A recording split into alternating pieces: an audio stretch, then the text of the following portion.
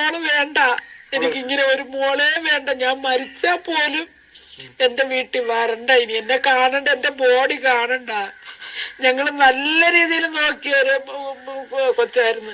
എന്റെ അപ്പി ചിരിച്ചിട്ടില്ല. പറഞ്ഞു ഇത്ര ദുഷ്ടക്കൂട്ടങ്ങളായിരുന്നു എങ്കിൽ എന്റെ കുഞ്ഞിനെ ഞങ്ങൾ കൊടുത്തു വിടില്ലായിരുന്നു. അമ്മയുടെ ദുഷ്ടനായ സുഹൃത്തിനാൽ കൊല ചെയ്യപ്പെട്ട ആ പിഞ്ചു കുഞ്ഞിൻ്റെ ശരീരത്തിൽ 91 മുറിവുകളുണ്ടായിരുന്നു. വാരിയലിന് 7 ഇടത്തായിരുന്നു പൊട്ടൽ.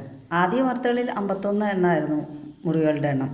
പിന്നീട് പോസ്റ്റ്മോർട്ടത്തിന് ശേഷമാണ് യഥാർത്ഥ വിവരം അറിയുന്നത്. അമ്മയുടെ കാമുകനായ ആ അഷ്കർ എന്ന മനുഷ്യമൃഗം ആ കൊച്ചിൻ്റെ ഓരോ ഞരമ്പും നോക്കിയാണ് മുറിച്ചിരിക്കുന്നത് എന്ന് പറയാം. കാരണം ആ പിഞ്ചു ശരീരത്തിൽ അത്രയും മാത്രം മുറിവുകൾ ഉണ്ടാക്കാൻ സ്ഥലമുണ്ടോ?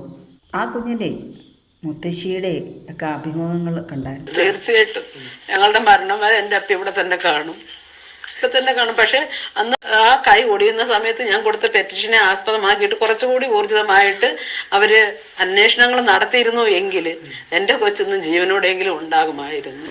അവര് അതിദയനീയമായി കരഞ്ഞുകൊണ്ട്, കാരണം ഈ 1.5 വയസ്സ് വരെ ആ കുഞ്ഞിനെ വളർത്തിയിരുന്നത് ആ കുഞ്ഞിൻ്റെ മാതാവിൻ്റെ അമ്മയും അവരുടെ അമ്മയും ചേർന്നാണ്. പോലീസിൻ്റെ ഒരു അനാസ്ഥയാണ് ആ കുട്ടിയുടെ മരണം വരെ എത്തിച്ച് എന്ന് അവർ ആരോപിക്കുന്നുണ്ട്.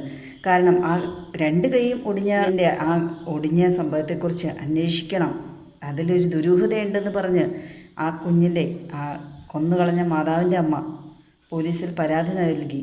എന്നിട്ടും ഒരു നടപടി ഉണ്ടായില്ല. അന്ന് അതിന് എന്തെങ്കിലും നടപടി എടുത്തായിരുന്നെങ്കിൽ ഒരുപക്ഷെ ആ കുഞ്ഞ് ഇപ്പോഴും ജീവനോടെ കാണുമായിരുന്നു. ഇനിയെങ്കിലും ആ കുഞ്ഞിൻ്റെ മരണത്തിന് ശേഷമെങ്കിലും ആ കുഞ്ഞിന് ഒരു നീതി ലഭ്യമാകും എന്ന് ചെറിയൊരു പ്രതീക്ഷ വയ്ക്കുന്നു. കുഞ്ഞിന് മാത്രമല്ലല്ലോ, ആ കുഞ്ഞിനെ കൊല ചെയ്ത, നിഷ്കരണം വധിച്ച ആ ദുഷ്ടനായ അഷ്കർ എന്ന അവൻ കാരണം എത്ര പേരുടെ ജീവനാണ് നഷ്ടപ്പെട്ടിട്ടുള്ളത്. അവർക്കെല്ലാം നീതി വേണം. അവൻ ആദ്യം കൊല്ലാക്കൊല ചെയ്ത് ജീവച്ഛവമാക്കി എന്ന് പറയാം. അവൻ്റെ ആദ്യ ഭാര്യ ആമിന എന്ന ആ നിഷ്കളങ്കയായ ആ പെൺകുട്ടിക്കും നീതി വേണം. ഇത്രയും ദുഷ്ടത്തരം ചെയ്ത അഷ്കർ എന്ന അവൻ്റെ വീട്ടുകാർ അവന് വെളുപ്പിക്കുന്ന വീഡിയോസൊക്കെ പുറത്തു വന്നിട്ടുണ്ട്. അവൻ ചെയ്ത കുറ്റം തന്നെയാണ്. പിന്നെ എത്ര വെളുപ്പിക്കാൻ നോക്കിയാലും വെളുക്കൊന്നുമില്ല. എത്രയോ വർഷം ജീവിക്കേണ്ട ആ കുഞ്ഞിനെയും, പിന്നെ അവൻ കാരണം ദുരൂഹമായി മരണപ്പെട്ട വേറെയും ആളുകളുണ്ട്, അവരൊക്കെ എത്രയോ വർഷം ജീവിക്കേണ്ടവരാണ്. ആ വെളുപ്പിക്കാൻ നോക്കുന്ന ആ വീട്ടുകാർ കുഞ്ഞ് മരണപ്പെട്ടു എന്ന് പറയുന്ന ആ വീട്ടിൽ അവൻ ആ അതിദാരുണമായ കുഞ്ഞിനെ വകവരുത്തിയ ആ വീട്ടിൽ ഉണ്ടായിരുന്ന തെളിവുകളിൽ നശിപ്പിക്കാൻ വേണ്ടി കത്തിച്ച് കളഞ്ഞ എല്ലാ വാർത്തകളിൽ കണ്ടതാണ്. കുഞ്ഞിൻ്റെ മാതാവ് എന്ന് പറയുന്നവൾ, അവളുടെ അമ്മ ആവശ്യപ്പെട്ടിട്ടും അവൾ ബലമായിട്ടാണ് ആ കുഞ്ഞിനെ അവരിൽ നിന്ന് തട്ടിയെടുത്തുകൊണ്ട് പറിച്ചുകൊണ്ട് പോയത്. അവളിടയ്ക്ക് തമിഴ്നാട്ടിലോ എവിടെയും കണ്ടൊക്കെ കുഞ്ഞിനെ ഇട്ടുകൊണ്ട് പോയി ഈ ദുഷ്ടനായ അഷ്കറിൻ്റെ അടുത്ത്. അങ്ങനെ ആ സമയത്തൊക്കെയാണ് ഈ കൊച്ചിന് ഒത്തിരി പീഡനങ്ങൾ അനുഭവപ്പെട്ടിട്ടുള്ളതെന്നാണ്. കുഞ്ഞിനെ വളർത്തിയെന്ന് പറയുന്ന മാതാവിൻ്റെ അമ്മയുടെ വീട്ടിലെത്തുമ്പോഴും അവൻ ഭയങ്കര അഭിനയമായിരുന്നു എന്നാണ്. ആ കൊച്ചിനെ എടുത്ത് ലാളിക്കുന്നു, നാട്ടുകാരെ കാണിക്കാനും നാട്ടുകാരെ കാണാനും പല അഭ്യാസങ്ങളായിരുന്നു എന്നാണ്. പിന്നെ ഇവൻ വീട്ടിൽ വരുമ്പോൾ ആ കുഞ്ഞ് കരയാൻ തുടങ്ങി. അങ്ങനെയാണ് ആ കുഞ്ഞിൻ്റെ മുത്തശ്ശിക്ക് ഇവൻ എന്തോ പ്രശ്നം ഉണ്ടാക്കിയിട്ടുണ്ടല്ലോ എന്ന് മനസ്സിലായത്. പിന്നെ ആ കുഞ്ഞിൻ്റെ 2 കൈ ഒടിഞ്ഞപ്പോൾ അവർക്ക് പൂർണ്ണ ബോധ്യമായി, ഒരിക്കലും ആ കുഞ്ഞിൻ്റെ 2 കൈ ഒരേ സമയത്ത് ഒടിയാൻ ഒരു സാധ്യതയില്ല. സൈക്കിളിൽ നിന്ന് വീണു എന്നൊക്കെ പറഞ്ഞാലും ആ കൊച്ചു വലിയ സൈക്കിളൊന്നുമല്ല. പിന്നെ 1.5 വയസ്സുള്ള വെച്ച് എന്ത് സൈക്കിൾ ഓടിക്കാനാണ്? ആണെങ്കിൽ തന്നെ സൈക്കിളിൽ നിന്ന് വീണ് ഓടിയാനുള്ള സാധ്യത വളരെ കുറവായിട്ടാണ് അവർ പറയുന്നത്. ഈ കേസുമായി ബന്ധപ്പെട്ട് ഇതന്വേഷിക്കുന്ന അധികാരികൾ അഷ്കർ എന്ന നരാധവനെതിരെ എല്ലുകളും മാക്സിമം നിരത്തി അടപടലം പൂട്ടണം. ഒരു രീതിയിലും ജാമ്യം ലഭിക്കരുത്, പുറലോകവും കാണാത്ത രീതിയിൽ ആ കുഞ്ഞിനെ കൊന്നുകളയാൻ അവസരം ഒരുക്കി കൊടുത്ത ആ കുഞ്ഞിൻ്റെ മാതാവെന്ന് അവകാശപ്പെടുന്ന അവളെയും അതുപോലെ അടപടലം പൂട്ടണം. കുഞ്ഞിനെ പോലെ പീഡനങ്ങൾ അനുഭവിക്കുന്ന, ഇതുപോലെ പുറലോകം അറിയാത്ത വേറെയും എത്ര കുഞ്ഞുങ്ങളുണ്ടാകാം.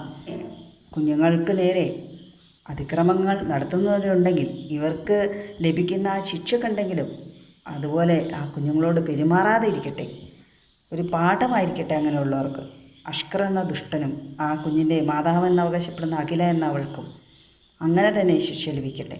മാതാവെന്ന് പറയാൻ കഴിയില്ലല്ലോ, അവൾ നമ്മൾ കാലെന്ന് പറയും പോലെ. അഷ്കർ എന്ന് പറയുന്നതിനെ തെളിവെടുപ്പിന് കൊണ്ടുവന്നപ്പോൾ കുഞ്ഞിനെ എന്ത് വടി കൊണ്ടാണ് അടിച്ചത് എന്നൊക്കെ ചോദിച്ചപ്പോൾ പേരമരം തന്നെ കാണിച്ചു കൊടുത്തു എന്നാ ചൂണ്ടി.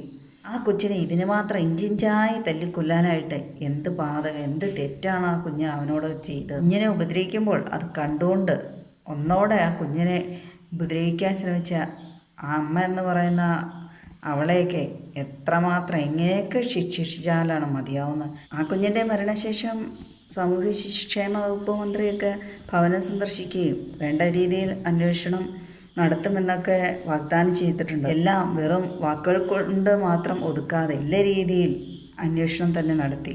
പ്രത്യേകിച്ച് അന്വേഷിക്കുന്നില്ലെന്ന് നമുക്ക് വാർത്തകളിൽ നിന്നെല്ലാം മനസ്സിലാക്കാവുന്നേ ഉള്ളൂ. ഏതൊരു കൊച്ചുകുട്ടിക്ക് മനസ്സിലാക്കാവുന്നേ ഉള്ളൂ. ആഷ്കർ എന്നവൻ തന്നെയാണ് നരാധവൻ ആ കുഞ്ഞിനെ നിഷ്കരണം വധിച്ചത്. ആ കുഞ്ഞിൻ്റെ അമ്മയാവൻ്റെ കാമുകിയും ചേർന്നാണ്, ഒരു കൂട്ടം ആളുകളാണ് ആ കൊച്ചിനെ ആക്രമിച്ചത് എന്ന് തന്നെ ഞാൻ പറയും. അഷ്കർ ഇത്രയും ഉപദ്രവിച്ച് ഈ കുട്ടി ഇത്രയും വേദന അനുഭവിക്കുമ്പോൾ ആ കുട്ടി എത്രമാത്രം കരഞ്ഞിട്ടുണ്ടാവും, എത്രമാത്രം രക്ഷപ്പെടാൻ ശ്രമിച്ചിട്ടുണ്ടാവും. എന്നിട്ടും കണ്ണുണ്ടായിട്ടും കാണാതെ ഇരുന്നില്ലേ അവൻ്റെ വീട്ടുകാർ, നടിച്ചു. അവൻ്റെ സഹോദരി വാടകയ്ക്കെടുത്ത വീട്ടിലാണ് അവന് ഇത്രയും അതിക്രമങ്ങൾ ആ കൊച്ചിനോട് നടത്തിക്കൊണ്ടിരുന്നത്. ആ കുട്ടി മരണപ്പെട്ടത് അവരൊന്നും അറിയാതെയില്ലല്ലോ. കൊണ്ട് ആ കുട്ടിയുടെ മരണവുമായി ബന്ധപ്പെട്ട ആരാണെങ്കിലും അവർക്കെതിരെ ശക്തമായ നടപടി തന്നെ സ്വീകരിക്കണം.